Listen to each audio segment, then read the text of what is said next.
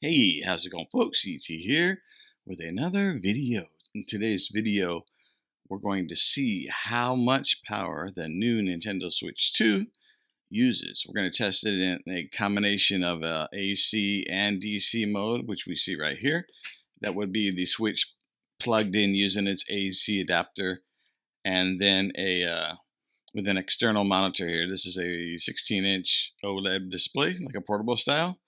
And I'm using the USB-C straight out of the Bluetti here. It's in the PD45W watt mode. So basically, monitor is powered off of USB-C. The switch itself is actually powered off of AC, which is wall power basically. We're using a Bluetti power station here, my favorite brand, Bluetti for sure. So looking here, we're playing the new Mario Kart World. And with the DC, we're pulling in about the direct current. That's the monitor itself. It's running about 8-ish watts. And with the AC, we're kind of bumping between 20, 21, and sometimes it'll drop down to 19. So total 29-ish, I guess you would say.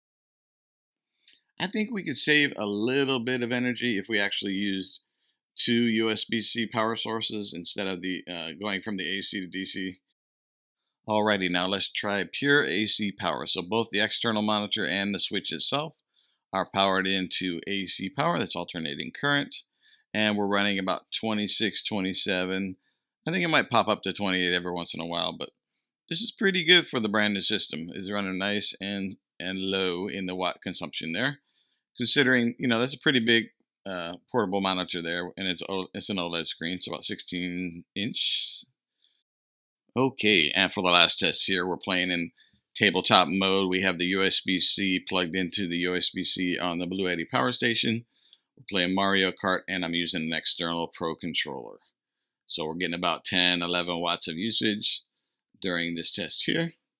I'm going to have to do more extensive tests to see what kind of charging we're getting while we're playing. Because remember, the Switch is probably playing off its battery, and then it's actually plugged into the power station, getting about 10 watts. So how much of the battery are we depleting? How much are we charging? Again, it'll take me a little bit longer to get those results, but best practice would be to have your switch turned off and plugged in if you wanted to charge it as quickly as possible. All right, I think that's it for today's little test video here. I'd like to thank everybody for watching. As usual, don't forget peace and aloha.